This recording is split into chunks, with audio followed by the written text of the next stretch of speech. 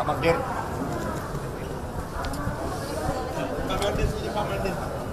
Ya.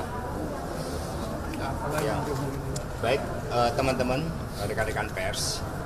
Jadi tadi dari tampilan saksi ahli yang kedua, hal yang sangat mengejutkan bagi saya adalah ketika ditampilkan metadata terkait dengan penggeledahan rumah saya yang saat itu sangat heboh, berkoper-koper, dan dikatakan ada barang bukti. Itu ternyata adalah flash disk cam, dan isinya itu adalah dari metadata dokumen tahun 79 dan kemudian telah diedit pada tanggal 10 Juni 2012, sehingga berbeda dengan kehebohan yang nampak di dalam penggeledahan saat itu. Kemudian yang kedua, juga dari data rekaman percakapan antara saudara Harun Masiku dan Nur Hasan, di mana dari rekaman itu menjadi salah satu dakwaan terhadap obstruction of justice. Ternyata metadatanya adalah pada tanggal 5 Januari tahun 2020, sementara kejadiannya di dalam surat dakwaan itu tanggal 8 Januari 2020. Dan di luar itu juga banyak dokumen-dokumen yang ternyata telah diambil itu sebelum keluar surat perintah penyelidikan, di mana sprindidik itu baru dikeluarkan pada tanggal 20 Desember tahun 2019. Sehingga ini tentu saja menimbulkan bahwa berbagai upaya daur ulang kasus yang dipaksakan, ini fakta-faktanya semakin kuat. Demikian dari saya mengucapkan terima kasih kepada dukungan dari penasihat hukum yang sangat luar biasa, dan selanjutnya silakan kepada penasihat hukum kami. Terima kasih. Gini,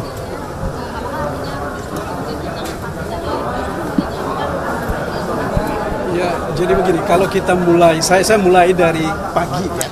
Pagi tadi ahli itu menerangkan terkait dengan satu rekaman tentang keberadaan Pak Hasto, keberadaan Harun Masiku yang pertama berada di Jakarta Barat, di Kebonjeruk. Kemudian yang kedua dalam waktu 1 detik atau 1 menit itu kemudian 1 detik dia kemudian berada di Sarinah, bukan di Sarinah, di Tanah Abang. Nah, justru karena itulah yang kita tanya, yang saya tanya dari awal tadi kepada ahli, apakah masuk di akal dengan jarak sekitar lebih dari 6 kilo, ya, orang bisa berjalan dalam waktu 1 detik. Ini menunjukkan bahwa bukti-bukti yang digunakan untuk mencoba membuktikan keberadaan Harun Masiku, ya, terutama terkait dengan obstruction of justice, ini justru tidak ada. Itu yang pertama. Kemudian yang kedua, tadi pagi juga kita persoalkan mengenai rekaman perjalanan dari satu handphone yang katanya dipegang oleh Nur Hasan. Dari pukul 14 atau kemudian sampai 16, kemudian sampai pukul 19 itu berada di Kebayoran dengan jalan yang berliku-liku. Dalam keadaan normal, ya, karena itu hari itu adalah hari Rabu, ya. Saya nggak tahu kalau orang terbang mungkin baru bisa. Karena dari catatan yang ada dari satu tempat ke tempat yang lain itu sekitar lebih dari 1 jam, 2 jaman lebih. Karena itu mutar-mutar, termasuk diantaranya saudara-saudara bisa bayangkan dia ke Mampang Perapatan, kemudian dari Mampang itu ke daerah menteri yang di depan belakangnya LIPI, ya, itu yang namanya saya lupa namanya itu, ya. Ini memerlukan waktu yang kalau dalam keadaan normal pasti lebih dari 30 menit dari satu tempat itu saja ke tempat yang lain. Jadi apa yang mau kita katakan. Kemudian tadi terakhir juga, ahli yang terakhir ini juga tidak diminta untuk memeriksa kebenaran CDR yang tadi pagi diperiksa oleh seorang ahli yang tadi dihadirkan.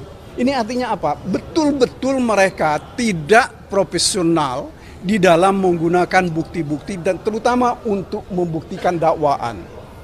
Apalagi ini kan kami tanya misalnya, apa bukti yang bisa menunjukkan menjadi bukti? Ada suap, ya, kemudian ada perintangan penyidikan. Sebab kenapa kami bersikukuh tentang itu?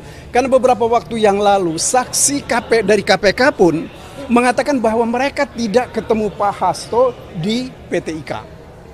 Ya, kalau saya hitung dari Menteng sampai ke Wijaya 1 itu sekitar 10 kilo atau lebih. Jadi tidak mungkin orang dalam waktu 10 kilo itu bisa dalam waktu kurang dari setengah jam. Ya. Ini saya kira hal-hal yang menurut hemat kami ini menjadi bukti bahwa betul-betul rekayasa terhadap perkara ini memang dilakukan secara terstruktur. Ya. Jadi apa yang mau kami katakan adalah bahwa apapun nampaknya sekarang dilakukan untuk menghukum Pak Hasto. Satu lagi yang lebih penting yang tidak kalah pentingnya, dari 46 penyitaan itu tadi sekitar lebih dari hampir 40 ya, 3 atau 35-an penyitaan itu dilakukan oleh Rosa. Ya. Saya nggak tahu penyidik yang lain kemana. Apakah memang betul ini dilakukan untuk kepentingan pemeriksaan perkara, ya, atau ada untuk kepentingan lain? Mengapa tidak dilibatkan penyidik yang lain? Kita nggak tahu. Jadi kita sih berharap betul bahwa ya agar supaya kita berhati-hati di dalam melihat perkara ini. Kami tidak mau, seperti berkali-kali saya sampaikan, kita tidak mau ada politisasi untuk merusak harkat dan martabat orang, terutama Pak Hasto ini. Saya kira itu yang bisa saya sampaikan. Terima kasih. Tambahan sedikit mungkin ya. Jadi biar lengkap saya mulai dari pagi. Ada persoalan serius tentang keakuratan penggunaan data dan bukti. Padahal dalam proses pidana harusnya bukan sekedar akurat yang dibutuhkan, tetapi meyakinkan. Bukti itu harus lebih terang dari cahaya. Harusnya seperti itu kalau dalam proses pidana. Nah, dari tadi pagi kita melihat justru tingkat akurasinya itu yang sangat rendah. Kenapa saya bilang tingkat akurasinya rendah? Ahli sendiri mengakui seharusnya untuk melakukan penelitian untuk bisa mengetahui seseorang berada di mana itu butuh setidaknya 1 atau 2 hari. Tapi dalam proses pemeriksaan ini ahli diminta untuk melakukan analisis itu selama 1 jam. Bahkan ahli mengatakan tadi saya kekurangan waktu untuk bisa melakukan analisis sehingga kemungkinan human error itu, kesalahan-kesalahan itu memang mungkin terjadi. Nah, ini penting sekali karena terkait dengan seberapa akurat bukti yang diajukan yang menunjukkan seseorang itu berada di mana. Berada di mana Pak Hasto pada waktu itu, Kusnadi, Nur Hasan, Harun Masiku, itu tergantung bukti, salah satunya adalah CDR. Poin kedua adalah satu-satunya bukti yang dijadikan pedoman dalam menentukan posisi orang-orang pada hari itu adalah bukti CDR atau call detail record. Tetapi sore ini kita dengar secara langsung bukti CDR itu tidak diaudit dalam proses digital forensik. Pertanyaannya, bagaimana mungkin bukti yang seperti itu bisa digunakan dalam sebuah proses hukum pidana, apalagi untuk membangun tuduhan tentang seseorang melakukan tindak pidana. Nah, bagi kami selain untuk perkara ini mestinya jadi koreksi bersama ke depan. agar bukti-bukti yang dihadirkan betul-betul bukti yang meyakinkan. Jadi tidak cukup tuh hanya dengan call data record saja, tidak cukup hanya dengan mengetahui handphone itu berada di BTS yang mana, tapi betul-betul harus diawasi, betul-betul harus ada konfirmasi dari bukti-bukti yang lain.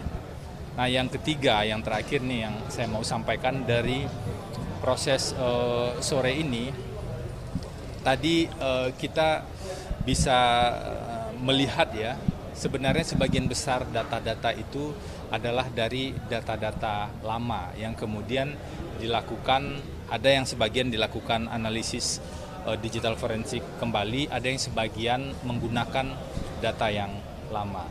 Dan klaim tentang adanya bukti-bukti baru itu sampai dengan persidangan hari ini udah mau selesai ya, tinggal satu kali lagi JPU menghadirkan bukti, menghadirkan ahli, itu belum kita lihat yang data baru atau bukti baru yang betul-betul menunjukkan Pak Hasto satu misalnya tuduhannya turut memberikan uang yang 400 juta. Itu belum kita lihat tuh bukti-buktinya. Yang ada pembicaraan pihak-pihak tertentu, pembicaraan Saiful dengan Doni, sementara Saiful sendiri di persidangan mengatakan saya dan Doni yang create soal suap menyuap itu. Pak Hasto tidak pernah menyuruh, Pak Hasto tidak pernah dilaporkan soal skenario suap menyuap itu. Itu satu bagian dakwaan yang penting. Dan kemudian bagian dari dakwaan-dakwaan lain juga semakin tidak terbukti sebenarnya dari rangkaian proses persidangan ini. Tapi nanti kita lihat ya, di persidangan berikutnya kan masih ada 2 orang ahli. Kami tidak tahu ahli yang mana yang akan dihadirkan. Nanti kita tunggu saja informasi lebih lanjut. Harapannya sederhana, di proses persidangan yang terbuka ini semuanya semakin terang benderang. Sehingga kita bisa memahami secara objektif mana yang terbukti, mana yang tidak terbukti, sekaligus melihat mana yang sebenarnya mengada-ngada atau diada-adakan, sehingga harapannya siapapun yang melihat persidangan ini bisa memahami apa benar tuduhan terhadap Pak Hasto atau tidak benar. Harapan lebih jauh tentu saja nanti ke depan Majelis Hakim betul-betul memutus sesuai dengan fakta di persidangan, memutus dengan adil. Jadi harus dilihat tuh apakah terbukti atau tidak terbukti. Mungkin seperti itu. Jadi agar tidak ada kekhawatiran-kekhawatiran misalnya kalau diputus A, maka khawatir ada implikasi non hukum dan lain-lain. Ini ujian bagi penegakan hukum kita. Jangan sampai ada aspek-aspek non hukum yang kemudian berkelindan mempengaruhi sebuah proses hukum. Mari kita kawal bersama-sama karena sidangnya terbuka. Kita lihat bukti-buktinya secara objektif. Itu ajakan kami dari tim penasihat hukum. Artinya Anda mengatakan bahwa ada kesan kasus ini dipaksakan dengan tidak akurat bukti dan kemudian tadi Anda bilang buktinya tidak meyakinkan. Yang bisa saya uraikan sampai dengan hari ini ada persoalan serius terhadap akurasi bukti. Salah satunya tentu yang diuji tadi pagi kan soal analisis posisi ya tentang call detail record. Dan yang kedua tadi terkonfirmasi di ahli yang kedua, ahli sore ini bahwa data tunggal CDR tadi itu ternyata juga tidak melewati proses audit. Jadi secara prosedur juga ada pertanyaan serius tentang hal itu. Dan banyak catatan lain kan sebenarnya yang sudah kami sampaikan dari rangkaian persidangan demi persidangan. Mungkin itu dulu ya. Terima kasih.